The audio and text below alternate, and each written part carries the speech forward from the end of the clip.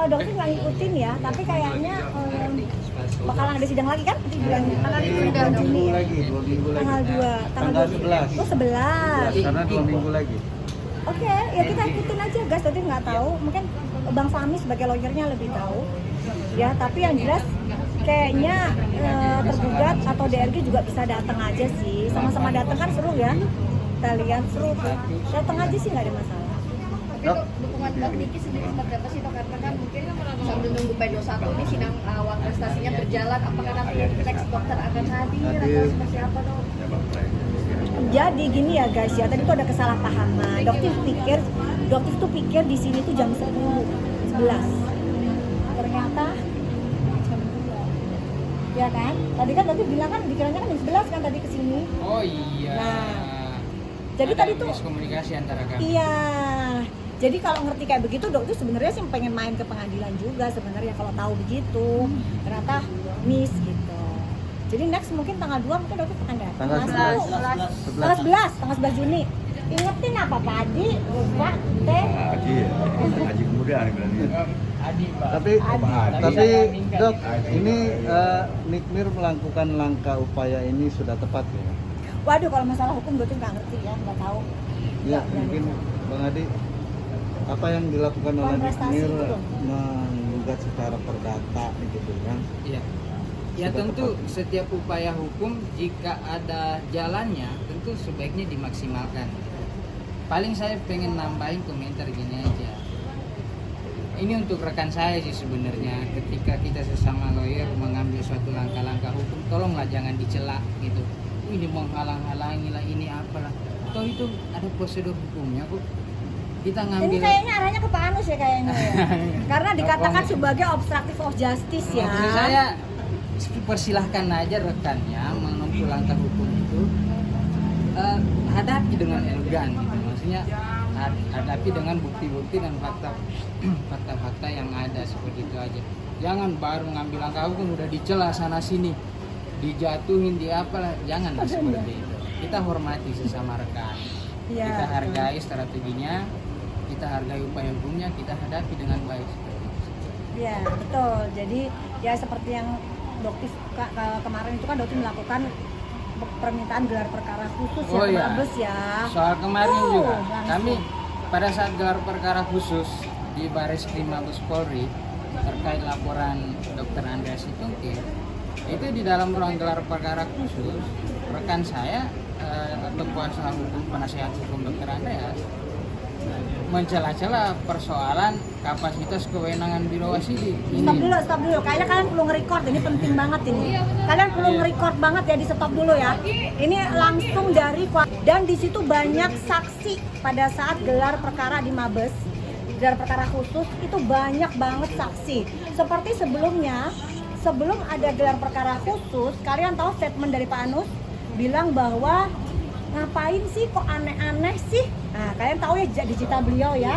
Nah, pada saat gelar perkara khusus itu, monggo dijelaskan Pak Adi. Iya, jadi pada saat gelar perkara khusus tadi di Bareskrim Mabes Polri, itu rekan saya penasihat hukum Dr. Andreas ini menyampaikan argumentasi yang berusaha menyerang atau menyudutkan instansi negara, bahwa ini disebut-sebut sebagai bentuk intervensi atau apa segala macam lah, seperti itu.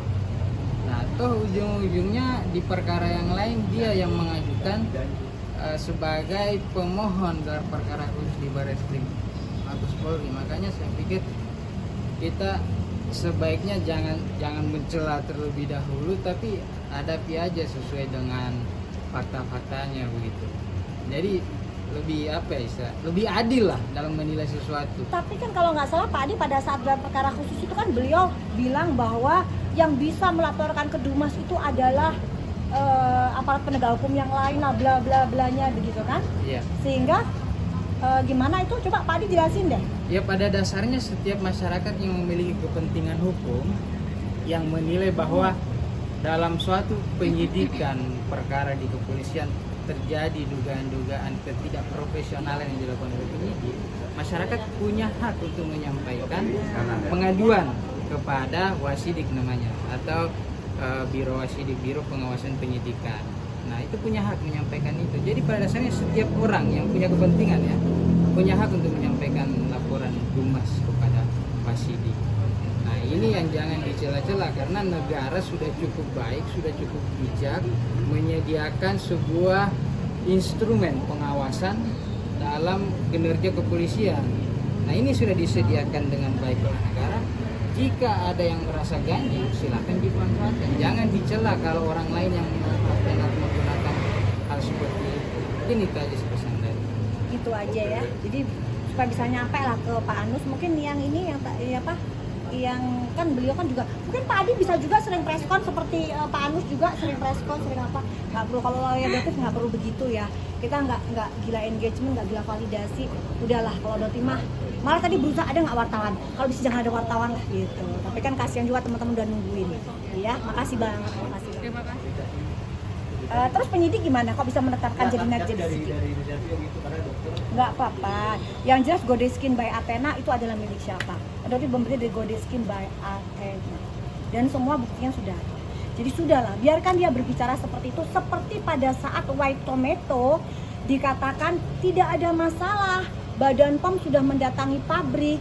Jadi nanti DS atau yang bersangkutan silakan menjalani hukuman pidana perdata, laporan pidana perdata. Dan ternyata sekian hari kemudian keluarlah laporan dari Badan POM rilis. Biarkan dia berkata apapun. Ya, kita beli produk sendiri di toko dia gitu. Yang mana? Ya tadi tidak langsung dari reseller resminya, original official. Udah biarkan Dia berkata apapun, asumsi. Tapi Biarkan. penyidik pastinya bekerja. Nggak Apa yang kita penyidik. serahkan itu ditelusuri semua Ditelusuri dari mana semuanya. dapatnya. Itu diperiksa semua. Iya, jadi meskipun kita beli misalnya dari kamu nih sayang ya, kamu dapetnya dari mana?